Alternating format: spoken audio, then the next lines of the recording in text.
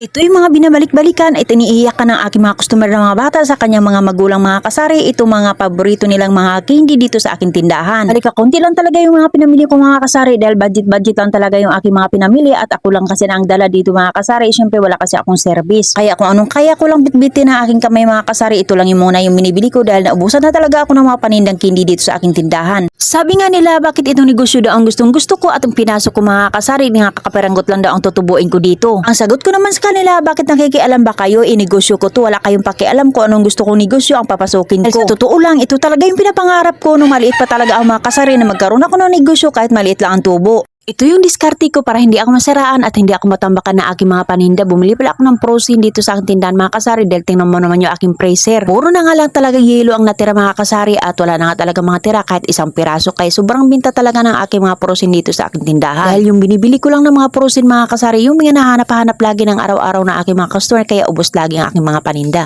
Ganito ako bilang isang tindera o negosyante dito sa aking tindahan mga kasari. Hahanap at hahanap ako ng paraan kung paano ako balik-balikan ng aking mga customer lalong-lalo na pagdating sa mga bata mga kasari. Dahil ilang peraso na lang yung mga candy dito dahil sobrang binta talaga at mabilis maubos mga kasari. So ayan, bili na naman ako dito mga kasari na iba't ibang klase dito ng mga candy dahil laging hinahanap dito ng aking mga customer. Ito lang naman ang kasiyahan ng isang tindera mga kasari na maubos ang kanyang mga paninda at makapamili ng mga paninda na pampaakit sa mga customer at binabalik-balikan. Kahit nga tig-5 piso yung binta ko dito sa mga ibang candy mga kasari ay mabilis din talaga ito maubos. Hindi ka talaga tindera mga kasari kung hindi ka magtsatsaga sa maliit na kita. Lalong-lalo na pagdating dito sa displayhan mga kasari, lalong-lalo na itong mga candy dahil matagal-tagal na talaga ito pa i-display. Dahil syempre kaya matagal ito pag di-display ng aking mga candy mga kasari dahil ginagupit-gupit ko na nga ito isa-isa para madali ko nga maibigay ito sa customer. Kung gusto mo talagang kumita sa iyong tindahan mga kasari, syempre magtsaga ka talaga sa iyong mga paninda. Kahit nga kakaunti o maliit lang talaga ang tutubuin mo. Dahil nga pag wala ka talagang tsaga, syempre wala ka talagang nilaga. Dahil ito talaga ang pinaka-importante sa atin mga tindera dahil kahit papaano ay mayroon tayong pang-araw-araw na kinukuhaan o mayroon tayong dudukot sa oras na kagibitan mga kasari kaya malaking tulong talaga itong tindahan sa akin.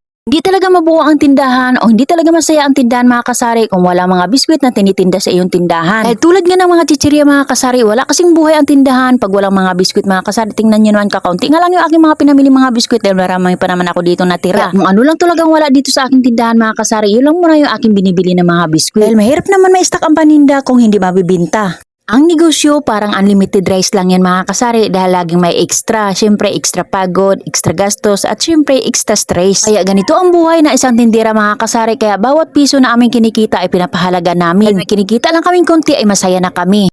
At syempre, hindi naman pwedeng hindi ko ba ipakita yung aking pagkatapos ko pag-display ng aking mga paninda dito sa aking tindahan mga kasari. O diba ang ganda na talaga tingnan pag makita mo yung mga paninda na punong-puno at mayroon nga laman. Dahil walang buhay ang tindahan mga kasari pag walang mga ito na nakadisplay sa iyong tindahan mga kasari.